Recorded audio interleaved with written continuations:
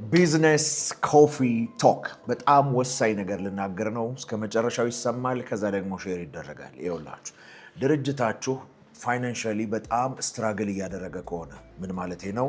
በተደጋጋሚ ፋይናንሻሊ ስትራግል እያደረገ ከሆነ ሪያክት ማድረግ አቁም። ሪያክት ማድረግ ማለት ምን ማለት ነው? የገንዘብ እጥረት ስላለ ያንን ገንዘብ እጥረት ለመሙላት ኤክስትራ ሃርድ ወይም በከባድ ወደ መስራት አይደለም መሄድ ያለብህ። ምን ካለ ከባድ የሆነ ስትረስ ፋይናንሻል ስትረስ ካለ ምንድነው የሚደረገው? ስራ ይቆምና ምን ይደረጋል? ቼክ ይደረጋል። ምክንያቱም አንድ የተበሳ ጣሳ ይዘ ውሃ ለመቅዳት መታገል ትርፉ ላብ ነው፣ በኋላ ላይ ፈሶ ስለሚያልቅ ማለት ነው። ስለዚህ ከባድ የሆነ ፋይናንሻል ስትሬስ ውስጥ ያላችሁ ገንዘብ እየመጣ አልቆይ ያላችሁ ሰዎች ክላሳችንን ጆይን እንድታደርጉ ሪኮመንድ አደርጋለሁ። ነገር ግን አሁን ለዚች ቪዲዮ 3 ነገሮች ማድረግ አለባቸው። አንደኛ እያዋጣ አይደለም እያተረፈ ያለ ነገር ይቆረጣል። ይሄ ምን ይባላል?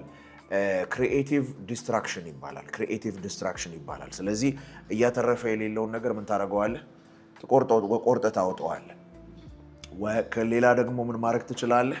ምን ማድረግ? መገነጣጠል። የነበረውን ፕሮሰስ ገነጣጥለህ የሆኑ እየሰሩ ላሉ ነገሮች ምን ማድረግ ትችላለህ? ፊድ እንዲያደርግ ማድረግ ትችላለህ። አለበለዚያ ደግሞ ቶታሊ ምን ማድረግ ነው? ሪዳይሬክት ማድረግ ነው። ስለዚህ ወይ ትቆርጠህ ታወጣዋለህ ወይ ደግሞ ከፋፍለህ ወደ ሌላ ታረጋዋለህ ወይ ደግሞ ኢንታየርሊ ወደ ሌላ አቅጣጫ ተወስደዋለህ። አለበለዚያ ድካምህ የበለጠ ችግር ውስጥ ይከተሃል እንጂ መፍትሄ አይሆንም። ስለዚህ ተደጋጋሚ የሆነ ፋይናንሻል ስትረስ የፕሮሰስ ችግር ምልክት ነው። መልካም ይስራቅ።